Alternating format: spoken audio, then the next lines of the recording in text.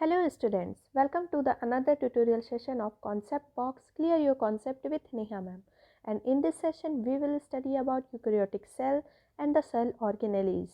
आज हम सेल के अंदर जाएंगे. सेल के अंदर ऑर्गेनेलीज किस तरह से लोकेटेड होते हैं, वो उसी तरह से होते हैं जैसे हमारे घर के अंदर बहुत सारे रूम्स या किसी एक सिटी के अंदर बहुत छोटे छोटे प्लेसेस. सेल एक तरह से एक सिटी है जिसके अंदर जो न्यूक्लियस है वो हमारे सेंट्रल गवर्नमेंट का काम करता है. वो देखता है कि बाहर सारे ऑर्गेनेल्स जो हैं वो कैसे वर्क कर रहे हैं. उसके अंदर सारी मतलब इंफॉर्मेशंस होती हैं उस न्यूक्लियस के अंदर. That's why it is called the boss of the cell. And जो अदर जो ऑर्गेनेलीज हैं जैसे माइटोकॉन्ड्रिया पावर देता है, फिर लाइसोसोम जो है उस सिटी के कचड़े को जो है रिमूव करता है. ठीक है. और बहुत ज़्यादा अगर डिस्टर्बेंस आ जाने पर उसको ही एंगल्फ कर लेता है, सेल को ही. एंड फिर like the Golgi bodies, post office of the cell, endoplasmic reticulum, it is like the protein factory site जहाँ पे प्रोटीन जो है बनता है. राइबोसोम्स क्या है, प्रोटीन फैक्ट्री है. और एंडोप्लाज्मिक रेटिकुलम क्या है, उस प्रोटीन फैक्ट्री के लिए एक साइट है, एक जगह है जहाँ पे वो प्रोटीन फैक्ट्री लगती है. तो हमारा सेल जो है बहुत ही इंटरेस्टिंग है. अगर हम इसको इंटरेस्ट लेकर के पढ़ें तो ये एक सिटी की तरह है, ये एक घर के कमरों की तरह है. तो आज हम जाएंगे सेल के अंदर और देखेंगे एक एक करके कि सारे जो ऑर्गेनेलीज हैं उनका वर्क क्या है. So first of all, what is the organelles? Organelles are the small small organs present inside the cell. और हाँ, before I start I want to request you कि अगर अभी तक आपने मेरे चैनल को सब्सक्राइब नहीं किया है तो प्लीज़ प्लीज़ प्लीज़ इसे सब्सक्राइब कर लीजिए और बेल आइकन को दबाना नहीं भूलिएगा ताकि आपको नोटिफिकेशन मिलती रहे और आप अपडेट रहें सारे वीडियोस से. और एक बात कि अगर आपको इन सारे ऑर्गेनेलीज को अलग अलग डिटेल में पढ़ना है तो आप मुझे कमेंट बॉक्स पे कमेंट कर दीजिएगा. मैं उन ऑर्गेनेलीज को अलग अलग करके एक एक वीडियो बना करके मैं आपको उसको पढ़ा दूँगी. तो विदाउट एनी डिले हम स्टार्ट करते हैं. Eukaryotic cells.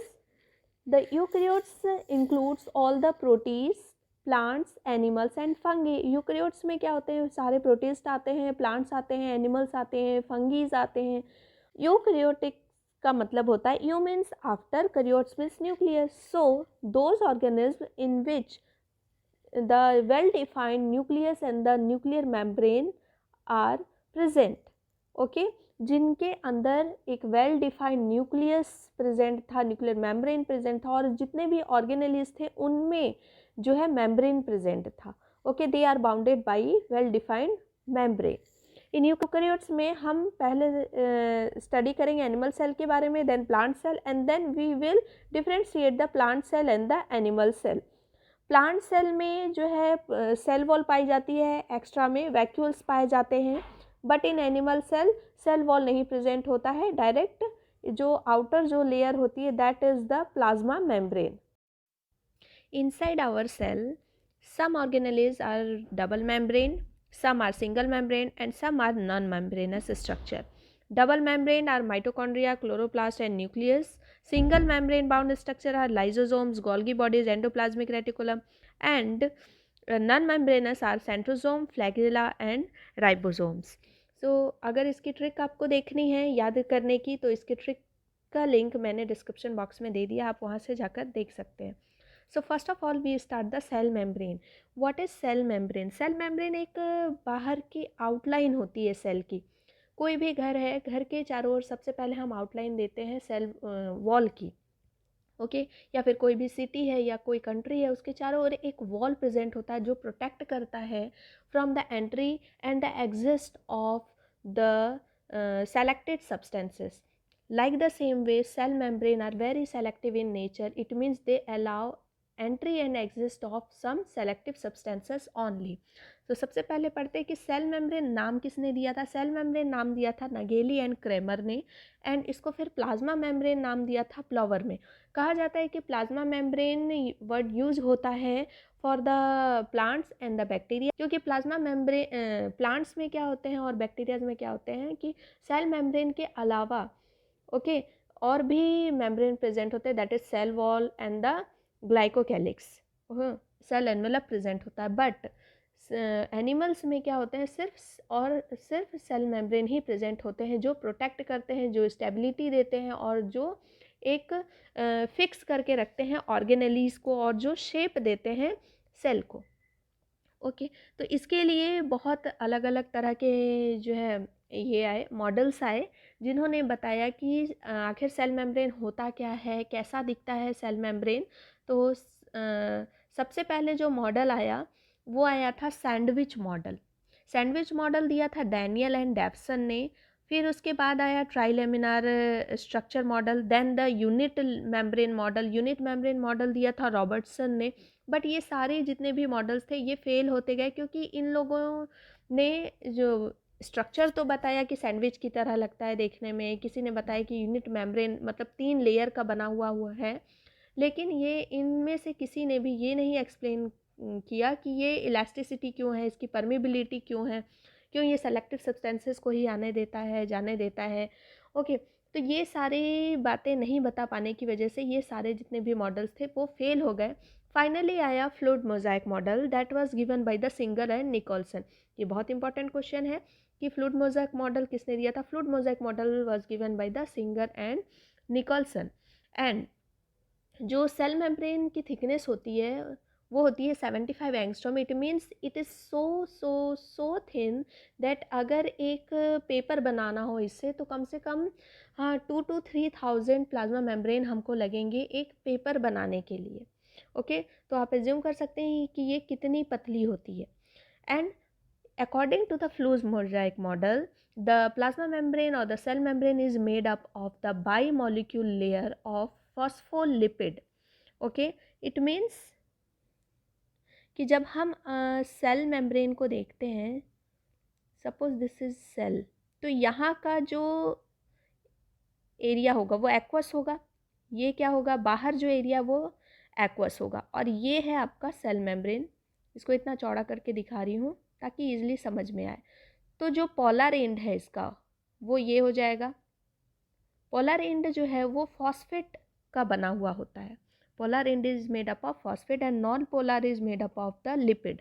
लिपिड में भी कौन कौन से लिपिड प्रेजेंट होते हैं, ये जो लिपिड है, लिपिड के जो 2 टेल प्रेजेंट होते हैं, that is made up of the fatty acid. एक बना हुआ होता है स्टेरिक एसिड का and another one is oleic acid जो कि हल्का बैंड होता है। ओके तो ये जितने भी टेल होते हैं वो इस तरह से अलाइंड होते हैं। हेड जो है, हेड हमेशा एक्वस रीजन की तरफ रहेगा। तो एक्वस रीजन कहाँ होता है, सेल के आउटसाइड एंड सेल के इनसाइड। ओके तो एक्वस रीजन की तरफ होने की वजह से इनको बोला जाता है hydrophilic. Hydro means water and philic means lover, it means they are water lover. And जो इनका जो टेल है वो है हाइड्रोफोबिक, मतलब वाटर से हेट करने वाला या वाटर से डरने वाला। ओके तो ये जो एंड है that is the hydrophobic and it is hydrophilic. Okay ये पोलर होता है और ये नॉन पोलर होता है। Okay hydrophobic, non polar and this is polar. And water भी पोलर होता है। तो जो पोलर होते हैं वो पोलर को अट्रैक्ट करते हैं और जो नॉन पोलर होते हैं वो नॉन पोलर को अट्रैक्ट करते हैं। Lipid, fats, they are non polar. Okay तो ये याद रखना है, this circular region is phosphate and this is the fatty acid और the lipid group. Okay and it is made up of the phospholipid, protein and carbohydrate. इस जो phosphate है, phosphate के ऊपर कार्बोहाइड्रेट्स लगी हुई होती है एंड प्रोटीन्स लगे हुए होते हैं। तो फॉस्फोलिपिड कितना प्रेजेंट होता है, इट इज़ 40%, प्रोटीन्स प्रेजेंट होते हैं 52% एंड कार्बोहाइड्रेट प्रेजेंट होता है 5 to 10%। Okay and lipids are present in liquid form. ये फ्लूइडिटी क्यों देता है, फ्लूइडिटी इसलिए देता है क्योंकि जो लिपिड जो प्रेजेंट है यहाँ पे, जो अंदर में जो लिपिड जो प्रेजेंट है वो एक लिक्विड फॉर्म में प्रेजेंट होते हैं। And proteins are present in the form of the it's like gulab jamun in syrup और द आइसबर्ग इन सी। जिस तरह से गुलाब जामुन सिरप में तैरते हुए नज़र आते हैं, उसी तरह से जो प्रोटीन है इनमें तैरते हुए आते हैं, तैरते हुए नज़र आते हैं ऊपर में। ऐसा लगता है जैसे गुलाब जामुन जो है सिरप में तैर रहा है। और चूंकि ये लेयर जो है बीच की लिपिड की होती है तो ये देता है fluidity.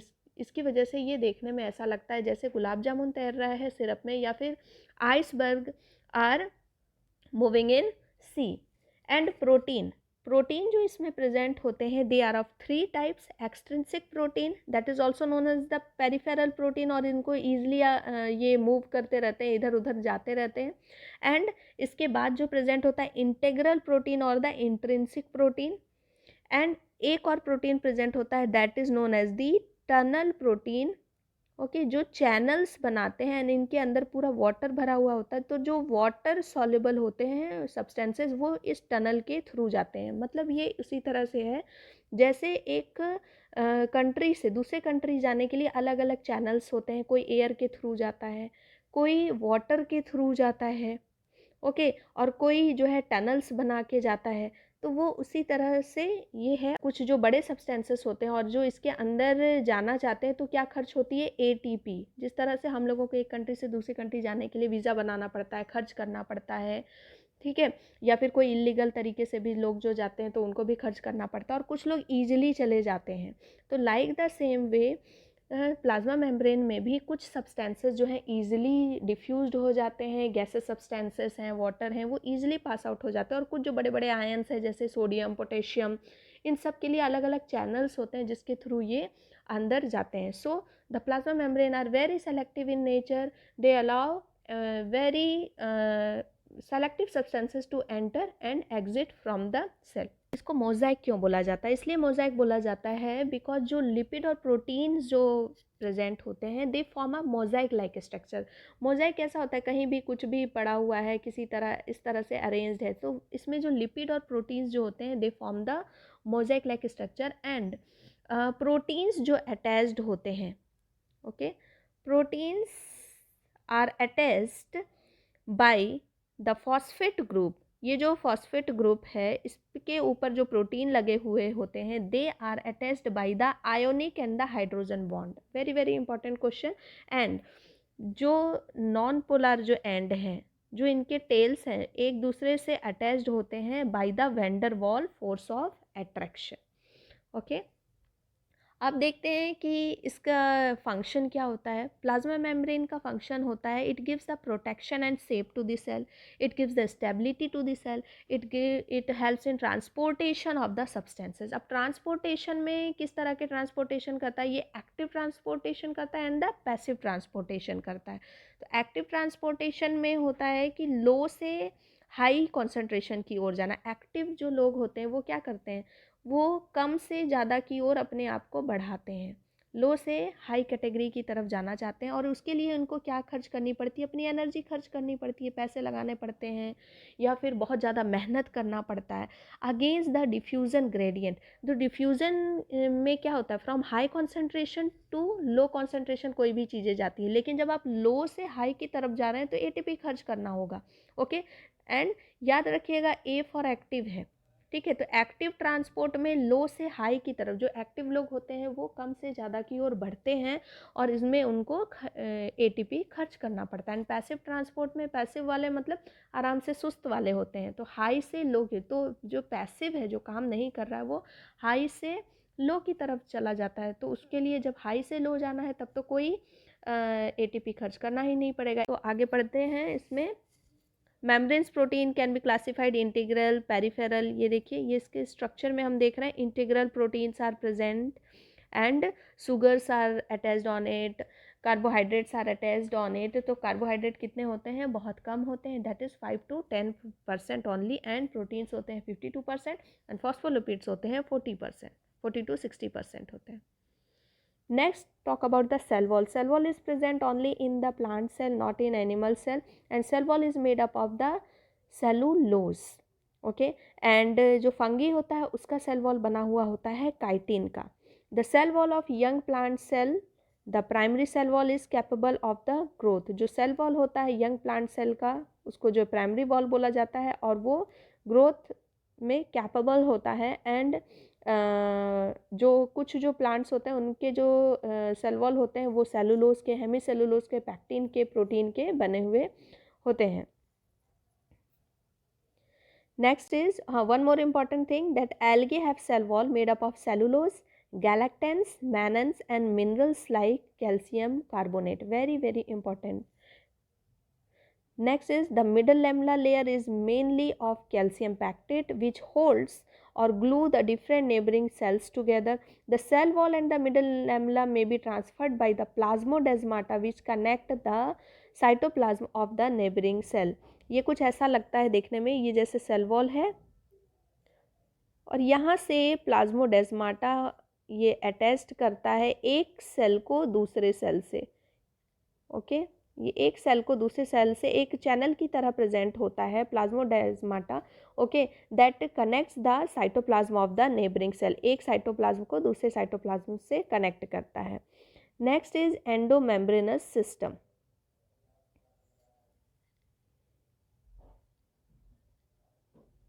The endomembrane system includes the endoplasmic reticulum, Golgi complex, lysosome and vacuoles.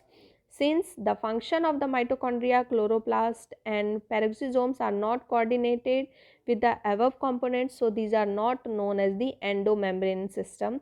Endomembrane system में ये तीनों जो है endoplasmic reticulum, Golgi complex, lysosome और vacuoles, ये लोग मिलकर काम करते हैं, ठीक है। और ये जो बाकी जो है माइटोकॉन्ड्रिया, इनका अपना राइबोसोम होता है, अपना डीएनए होता है, ये लोग जो है अपना अलग एक अलग फंक्शन करते हैं, मिलकर के ये लोग काम नहीं करते, that's why they are non coordinated, ठीक है। ये लोग कोऑर्डिनेट नहीं करते, ये लोग अपना, इनका खुद का अपना काम होता है, ठीक। तो they are not considered as the endomembrane system. Let's first talk about the endoplasmic reticulum. एक एक करके हम सारे ऑर्गेनेलीज को पढ़ेंगे। Endoplasmic reticulum was first discovered by the Garnier. Garnier shampoo से याद रखिएगा, ओके। एंडोप्लाज्मिक रेटिकुलम हेयर जैसा लगता है ना देखने में, और ये किसने डिस्कवर किया था? गार्नियर ने। गार्नियर शैम्पू हम हेयर में लगाते हैं। And it is the site of the protein factory. Protein factory कौन है? राइबोसोम है। तो ये इस तरह से समझ सकते हैं कि ये एक ज़मीन है जिस पर कि प्रोटीन फैक्ट्री लगी हुई है। ये छोटे छोटे जो आप देख रहे हैं, दीज आर द राइबोसोम्स, और ये क्या है? ये this is the site of the protein factory, okay. ये एक ऐसी साइट है जहाँ पे प्रोटीन फैक्ट्री लगी हुई है और जहाँ से प्रोटीन बनता है, और ये जुड़ा हुआ होता है न्यूक्लियस से। एंड इसमें दो फेज़ होते हैं, cis phase and the trans phase. इसमें सिस्टर्ने प्रेजेंट होते हैं एंड क्या प्रेजेंट होते हैं? वेसिकल्स। जो छोटे छोटे जो प्रेजेंट होते हैं, that are the vesicles and these folds are known as the cisternae, okay. And जहाँ पे राइबोसोम लगा हुआ होता है, the place where the ribosomes are attached are known as the rough endoplasmic reticulum, and the place where the ribosomes are not attached, which are smooth, are known as the smooth endoplasmic reticulum. Rough endoplasmic reticulum is responsible for the protein synthesis and smooth endoplasmic reticulum is responsible for the lipid or the fat synthesis, okay। ये question बार बार पूछा जाता है कि there are two types of the endoplasmic reticulum, rough endoplasmic reticulum and smooth endoplasmic reticulum. Smooth endoplasmic reticulum is responsible for lipid synthesis। याद रखिएगा, जो चिपचिपी चीज़ होती है, हाँ, और जो स्मूथ होती है उसमें क्या होता है? फैट होता है, ओके। तो वो फैट और लिपिड सिंथेसाइज करेगा, और जहाँ पर जो खुरदुरा है वो क्या है? प्रोटीन फैक्ट्री है, और वहाँ से क्या सिंथेसाइज होगा? प्रोटीन सिंथेसाइज होगा वहाँ से। एंड जो एंडोप्लाज्मिक रेटिकुलम है वो एब्सेंट होता है आरबीसी में। कहाँ एब्सेंट होता है? आरबीसी में। And it also forms the supporting skeletal framework of the cell, and it is also known as the skeleton of the cell, and it is present in both plants and animal cell. Next is Golgi apparatus. Golgi apparatus was first observed by the Camillo Golgi. इन्हीं के नाम पे इसका नाम रखा गया था, Golgi apparatus. And Golgi apparatus को गोल्गी बॉडीज़ भी बोला जाता है। And it consist of the tubules, vesicles. इसमें क्या होते हैं? ट्यूब्यूल्स होते हैं, ये जो छोटे छोटे स्ट्रक्चर हैं, that is the tubules, and the vesicles are also present, and it is also known as the dictyosomes. क्या क्या नाम है इसके? गोल्गी बॉडीज़ भी नाम है, and it is also known as the dictyosomes. And इसका टू फेज़ होता है, cis phase and the trans phase.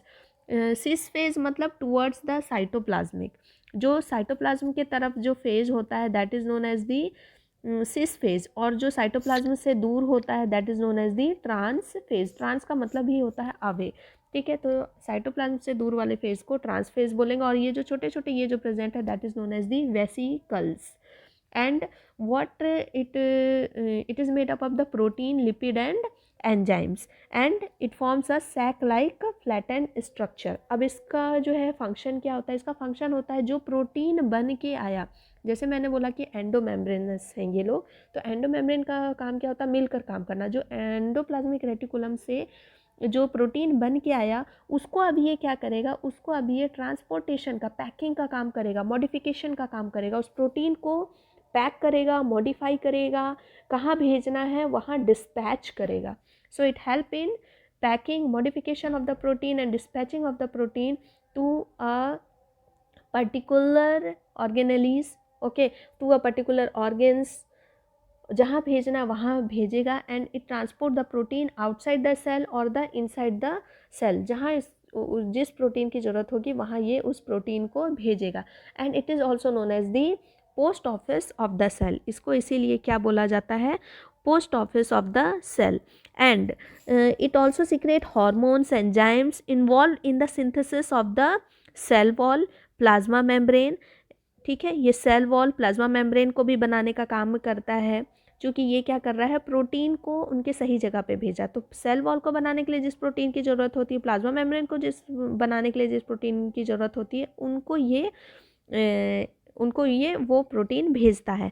And ये स्फेरोजोम सिंथेसिस करता है, and it stores the lipid also. So these are all the functions of the Golgi bodies. Next is lysosome. Lysosome are membrane-bound vesicle structure formed by the process of packing in the Golgi apparatus. Okay, ये membrane bound vesicle structure होता है. ये किससे बनता है, it is formed by the process of packing in the Golgi apparatus. ये भी मिलकर के काम करता है इनके साथ. And they are very rich in hydrolytic enzymes. Hydrolase जो एंजाइम्स हैं कौन कौन से प्रेजेंट होते हैं इसके अंदर, lipase, protease, carbohydrates, okay. And they are active at the acidic pH. Acidic pH में ये बहुत ज़्यादा एक्टिव होते हैं. अब लाइसोजाइम को लेकर के सबसे बड़ा जो क्वेश्चन आता है वो ये कि why lysosomes are known as the suicidal bag of the cell. Lysozymes are known as the suicidal bag of the cell because whenever there is a disbalance inside the cell, then these lysozyme engulf its own cell. हम suicide कब करते हैं, जब हमारे अंदर कुछ pressure होता है या हमारी लाइफ जो है डिस्टर्ब हो जाती है. तो वैसे ही जब सेल में अगर कुछ डिस्टर्बेंस होती है, कुछ बहुत ज़्यादा, lysozyme is also known as the dustbin of the cell. ठीक है, ये क्या है, डस्टबिन है सेल का. ये सेल के जो वॉर्न आउट ऑर्गेनेलीज हैं या फिर जो भी फॉरेन पार्टिकल्स हैं या कुछ भी जो वेस्ट मटेरियल, उन सब को जो है खा लेता है. जो इसके अंदर जो एंजाइम्स प्रेजेंट होते हैं उन सबको एंगल्फ कर लेता है और सेल को क्लीन रखता है. लेकिन जब सेल के अंदर बहुत ज़्यादा डिस्टर्बेंस हो जाती है तो ये क्या करता है, अपने ही सेल को एंगल्फ कर लेता है. That's why it is known as the suicidal bag of the cell. It helps in intercellular digestion, digest worn out organelles. Okay, and it is the tiny spherical bag like structure found in the cytoplasm with the hydrolytic enzymes. Next is vacuoles. Vacuoles are present both in plants and animals, but in plants the vacuoles occupy 90% of the volume of the cell. ठीक है, क्योंकि जो plants में water store करना होता है, vacuole क्या करता है, vacuole is for the storing of the water. ठीक है, it acts as the storage of the water. ये एक कंटेनर की तरह काम करता है. हाँ, पानी रखने का एक कंटेनर होता है ना, वो उस तरह से काम करता है वैक्यूल्स. और एनिमल्स में छोटे छोटे वैक्यूल्स पाए जाते हैं, और प्लांट्स का जो वैक्यूल्स होता है बहुत बड़ा होता है. It occupy up to 90% of the volume of the cell. It contains water, sap, excretory product and other material not useful for the cell, and the vacuoles is bound by a single membrane called the tonoplast. ये plant cell में एक जो है cell membrane से घिरा हुआ रहता है, जिस सेल मेम्ब्रेन को क्या बोला जाता है, टोनोप्लास्ट बोला जाता है. टोनोप्लास्ट क्या करता है, the tonoplast facilitates the transport of number of ions and other materials against concentration gradient into the vacuoles. Okay, and in amoeba the contractile vacuoles is important for the excretion, and in many protists food vacuoles are formed by the engulfing the food particles. Next is mitochondria, very important. Mitochondria is known as the powerhouse of the cell. ये हर कोई जानते हैं, ये छोटे classes से हम पढ़ते हुए आ रहे हैं कि माइटोकॉन्ड्रिया को क्या बोला जाता है. It is known as the power house of the cell, and in this mitochondria and chloroplast are the organelles which contain their own DNA and ribosomes. बोला जाता है कि माइटोकॉन्ड्रिया पहले खुद में एक ऑर्गेनिज्म की तरह था, जो कि बाद में फिर जो है यूकैरियोटिक सेल के अंदर आ गया, एंड देन इसीलिए इसमें जो है इनका खुद का डीएनए होता है और खुद का राइबोसोम होता है, and it is bound by the double membrane layer, and it is found in cytoplasm, and it helps in the cellular respiration, oxidation of food, and it is help in formation of the ATP, adenosine triphosphate, that is the currency of the cell. ठीक है, currency of energy, and that's why it is called the powerhouse of the cell. ये ऐसे hot dog की तरह लगता है देखने में. इसमें बहुत सारे एंजाइम्स पाए जाते हैं. Mitochondria are the sites of the aerobic respiration, and they produce cellular energy in the form of ATP. ये ATP फॉर्म करते हैं, ग्लूकोज को ATP में कन्वर्ट करते हैं. हम ग्लूकोज को जो है ऐसे यूज़ नहीं कर सकते. ग्लूकोज हमारे शरीर में तब तक काम में नहीं आएगा जब तक वो ATP में कन्वर्ट नहीं होता है. Okay, so it convert glucose into ATP, helps in respiration, and the matrix also possess the single circular DNA. इसके अंदर जो डीएनए प्रेजेंट होता है वो कैसा होता है, वो डीएनए होता है. इसमें कुछ आरएनए मॉलिक्यूल्स होते हैं. राइबोसोम इनमें 70S टाइप का पाया जाता है, and the components required for the synthesis of protein, and the mitochondria divide by fission. जो माइटोकॉन्ड्रिया होते हैं वो डिवाइड होते हैं by the fission process. Now about the plastids. Plastids are found in plant cell and the euglenoid, not in animal cells, and these are easily observed under the microscope as they are large, and these plastids contain some pigments, and the type of pigments contained in plastids, the plastids are divided into chloroplast, chromoplast and the leucoplast. Chloroplast जो pigment contain करता है that is chlorophyll. Chromoplast में colourful pigments होते हैं, and leucoplast में कोई भी pigment नहीं होता है, कलरलेस प्लास्टिड होता है. ओके, एंड अमाइलोप्लास्ट होता है. अमाइलोप्लास्ट जो है न्यूट्रिएंट स्टोर करता है, दैट इज़ कार्बोहाइड्रेट. एलियोप्लास्ट जो है ऑयल स्टोर करता है, फैट स्टोर करता है, एंड एल्यूरोप्लास्ट स्टोर करता है प्रोटीन.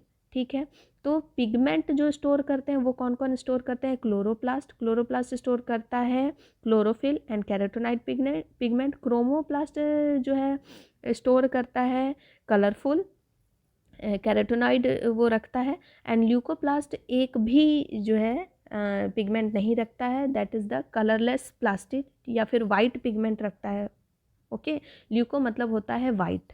ओके, तो वाइट पिगमेंट रखता है और द कलरलेस पिगमेंट रखता है, that is known as the leucoplast. और जो न्यूट्रिएंट स्टोर करते हैं उनमें आते हैं अमाइलोप्लास्ट. अमाइलोप्लास्ट स्टोर करता है कार्बोहाइड्रेट, एलियोप्लास्ट स्टोर करता है फैट्स, एंड एल्यूरोप्लास्ट स्टोर करता है प्रोटीन. अब इसको थोड़ा आगे देख लेते हैं कि majority of the chloroplast of the green plants are found in mesophylls. Mesophylls cell जो होते हैं लीव्स के जो प्रेजेंट होते हैं उसमें क्लोरोप्लास्ट पाया जाता है, and these are double layer. जो इनर मेम्ब्रेन जो लेयर होती है वो लेस परमिएबल होती है आउटर मेम्ब्रेन से, ये बात याद रखने वाली है. और inside the chloroplast thylakoids are present, granum are present, and stroma are present. Stroma क्या होता है, ये इसका लिक्विड प्रेजेंट होता है जो इसके अंदर जो फ्लूइड लाइक स्ट्रक्चर होता है, that is known as stroma.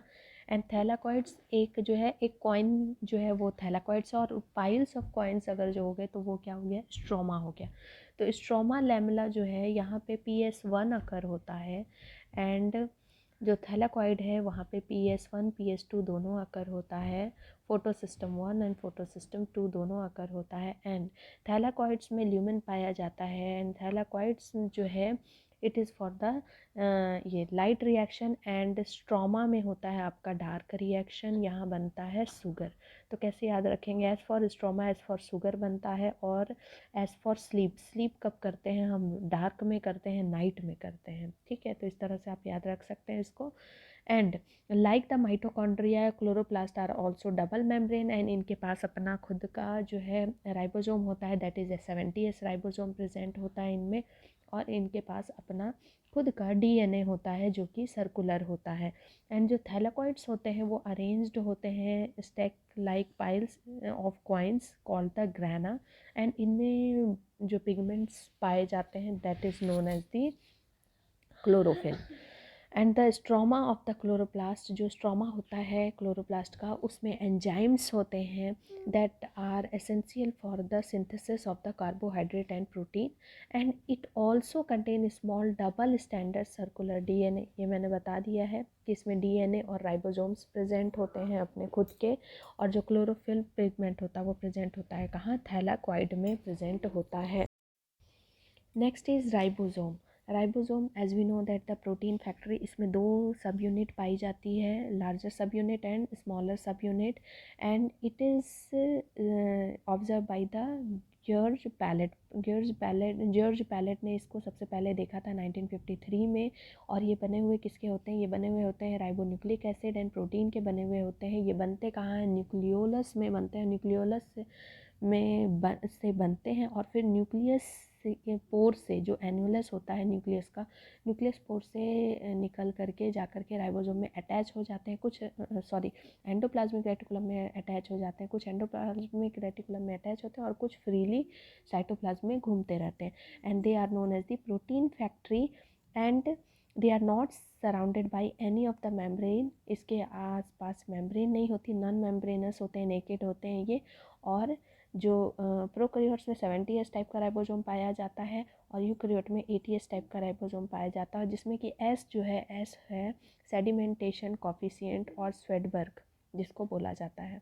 Okay, next is cytoskeleton. Cytoskeleton ये देता है एक मतलब फाइबर्स होते हैं जो कि स्केलेटन का काम करता है, जो स्ट्रक्चर देता है एक सेल को। Okay, and they are the network of the filamentous proteinaceous structure, मतलब ये प्रोटीन के बने हुए कुछ पतले पतले फाइबर्स हैं जो कि स्ट्रक्चर देने का काम करते हैं। और जब डिवाइड होता है उस समय जो स्पिंडल जो फॉर्मेशन होता है, जिससे जो क्रोमोजोम्स होते हैं वो बट जाते हैं, तो वो साइटोस्केलेटन से ही बनते हैं। Cytoskeleton are help to give support motility देने का काम करता है, maintenance of the shape of the cell. ये तीन तरह के होते हैं, माइक्रोट्यूब्यूल्स होता है, माइक्रोफिलामेंट्स होता है, और इंटरमीडिएट माइक्रोट्यूब्यूल्स होते हैं। ये तीन तरह के होते हैं। इसमें जो माइक्रोट्यूब्यूल्स होते हैं वो बने हुए होते हैं इसके ट्यूब्यूलिन के बने हुए होते हैं, एंड जो इंटरमीडिएट वाला होता है वो केराटीन का बना हुआ होता है, और माइक्रोफिलामेंट्स जो होते हैं वो बने हुए होते हैं एक्टिन प्रोटीन के। ओके, ये तीन चीज़ों के बने हुए होते हैं साइटोस्केलेटन। एंड इसमें फिर आता है सीलिया और फ्लैजेला। जो सीलिया और फ्लैजेला है, ये this both are helping in movement, ठीक है। या तो ये खुद पूरे ऑर्गेनिज्म को मूव कराते हैं, या फिर ये क्या करते हैं कि जो अंदर में कुछ चीज़ों को मूव कराने के लिए हेल्प करते हैं। जैसे सीलिया जो प्रेजेंट होता है हमारे रेस्पिरेटरी ट्रैक में, इस तरह से प्रेजेंट होता है। तो ऊपर जो म्यूकस लेयर होता है, तो उससे क्या करते हैं, ये म्यूकस को मूव कराते हैं, उसमें जो डस्ट पार्टिकल लगे हुए होते हैं उनको मूव कराते हैं, तो जिससे हम स्नीज आउट करते हैं। और ये हमारे रेस्पिरेटरी ट्रैक में, लंग्स में प्रेजेंट होता है, एंड नेसल कैविटी में प्रेजेंट होता है।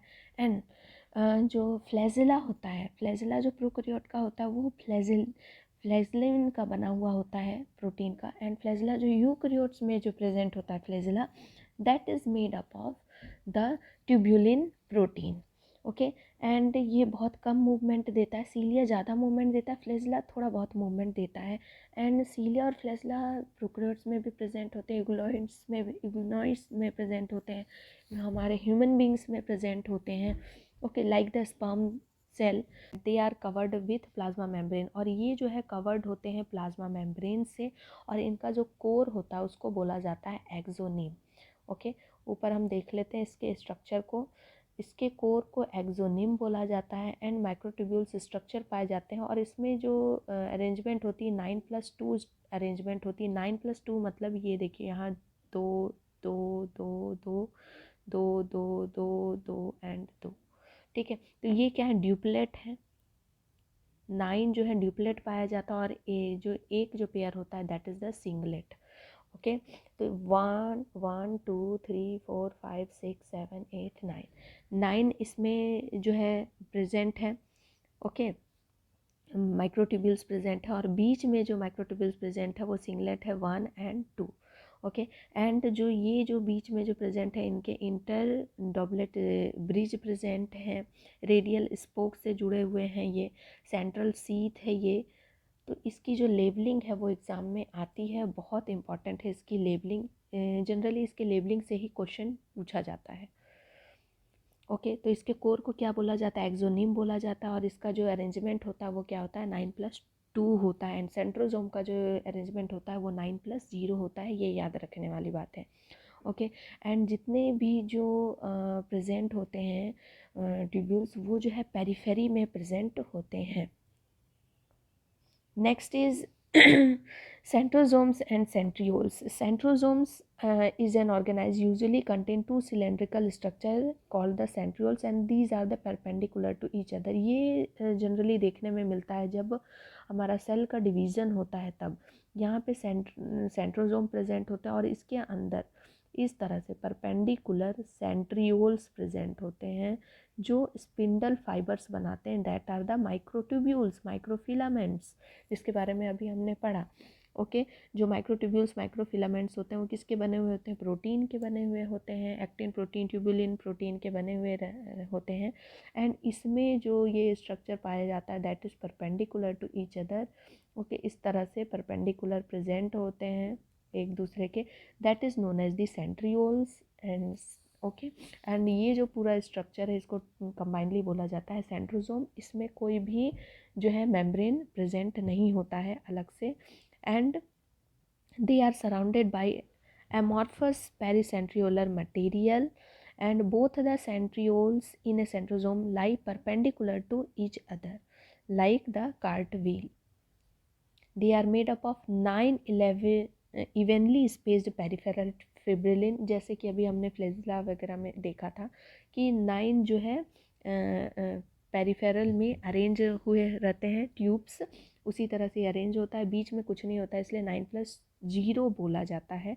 Okay, the central part of the centriole is also proteinaceous and called the hub. जो सेंट्रल पार्ट होता है इसका, इसको क्या बोला जाता है, हब बोला जाता है, जो कि काफ़ी प्रोटीनेशियस होता है। Next is very important topic, that is nucleus. Nucleus is known as the boss of the cell, and nucleus is known as the controller of the cell, as it controls the metabolic activity, regulates the cell division, synthesis and stores protein.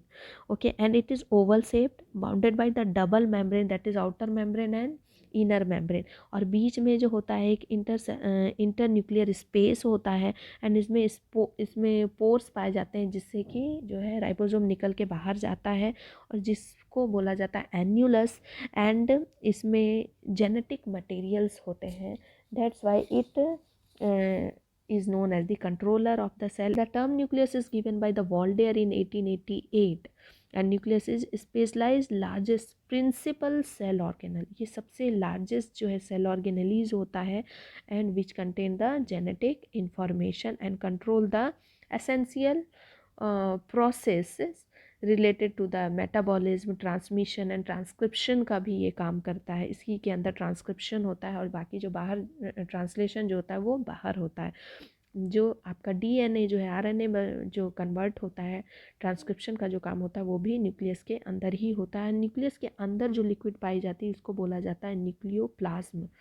Okay, and inside the nucleus एक जगह होता है जहाँ पे बहुत ज़्यादा एकदम RNA and protein पाए जाते हैं, that is known as the nucleolus.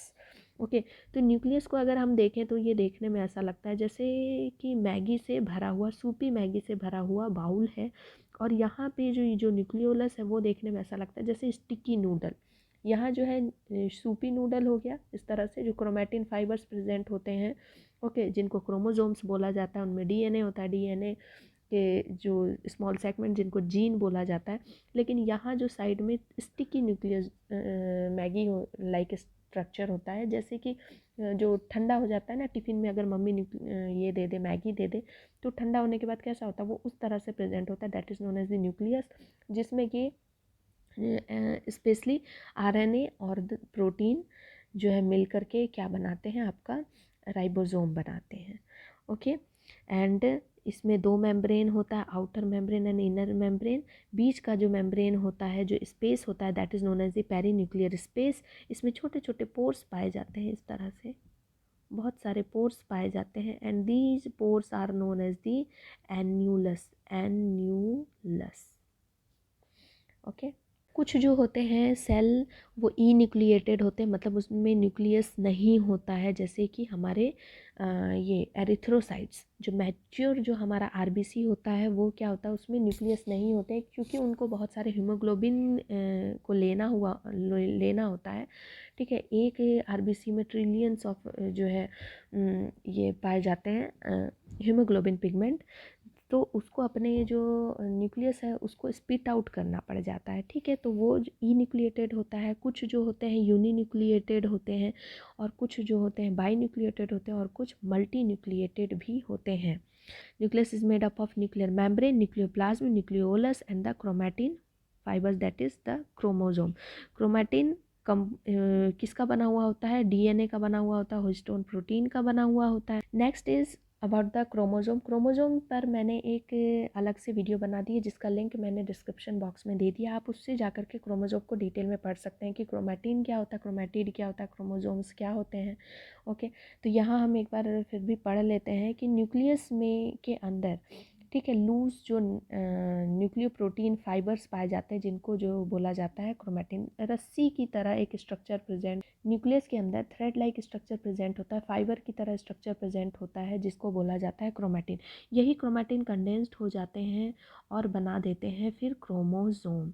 Okay, division के टाइम पे ये कंडेंस्ड होकर के क्या बना देते हैं, क्रोमोजोम। इसी क्रोमैटिन के अंदर, जब हम इस क्रोमैटिन को देखेंगे खोलकर, तो इस क्रोमैटिन के अंदर डबल हेलिक्स स्ट्रक्चर पाया जाता है, that is DNA, and DNA पाया जाता है, और क्या पाया जाता है, histone protein. Okay, and each chromosome essentially has primary constriction, इसमें प्राइमरी कॉन्स्ट्रिक्शन होता है और सेकेंडरी कॉन्स्ट्रिक्शन होता है, साथ साथ ये प्राइमरी कॉन्स्ट्रिक्शन हो गया, साथ में सेकेंडरी कॉन्स्ट्रिक्शन होता है, उसके ऊपर फिर टेलोमियर होता है। ओके, तो दो कॉन्स्ट्रिक्शन पाए जाते हैं, एंड जो प्राइमरी कॉन्स्ट्रिक्शन है उसके दोनों तरफ डिस्क पाया जाता है, जिसको बोला जाता है काइनेटोकोर, जिससे स्पिंडल फाइबर जुड़ जाते हैं और फिर सेल डिवीजन में ये हेल्प करता है। एंड ये chromosomes are of 4 type, metacentric, sub metacentric, acrocentric and telocentric. Centromere जो प्रेजेंट होता है, on the basis of presence of the centromere in the chromosome, the chromosome are of 4 types. ठीक है, अगर सेंट्रोमियर जो बाइंड करता है क्रोमोजोम को, अगर सेंट्रोमियर बीच में प्रेजेंट है तो मेटासेंट्रिक होगा, अगर बीच से थोड़ा ऊपर प्रेजेंट है तो सब मेटासेंट्रिक होगा, अगर और थोड़ा हेड की तरफ प्रेजेंट है तो एक्रोसेंट्रिक, और अगर एकदम टेल पे प्रेजेंट है then it is known as the telocentric chromosome. Sometimes few chromosomes have non standing secondary constriction, कभी कभी सेकेंडरी कंस्ट्रिक्शन भी देखने को मिलता है, and this give small fragments called the satellites. ये एक सैटेलाइट लाइक स्ट्रक्चर देता है, उसके ऊपर प्रेजेंट होता है टेलोमियर। ठीक है, सेकेंडरी कंस्ट्रिक्शन को ही सैटेलाइट बोला जाता है, एंड उसके ऊपर प्रेजेंट होता है टेलोमियर, जो कोडिंग को सेफ रखता है। ठीक है, जो जो भी इंफॉर्मेशन उन सबको सेफ रखता है। Microbodies, last topic is microbodies. Many membranous bound minute vesicles called the microbodies are also present inside the cell that contain various enzymes, and both in plants and animals. Okay, so the chapter is completed. I hope this chapter is clear to you all. और कोशिश की है मैंने कि कम समय में सारा revision हो जाए। और अगर आपको एक एक ऑर्गेनेलीज़ को डिटेल में पढ़ना है तो आप मुझे कमेंट बॉक्स में कमेंट कर सकते हैं। तो एक एक ऑर्गेनेलीज़ को हम फिर डिटेल में पढ़ेंगे, और कम से कम एक ऑर्गेनेलीज़ डिटेल में पढ़ेंगे तो 10 मिनट्स to 15 मिनट्स का एक वीडियो बनेगा आपका।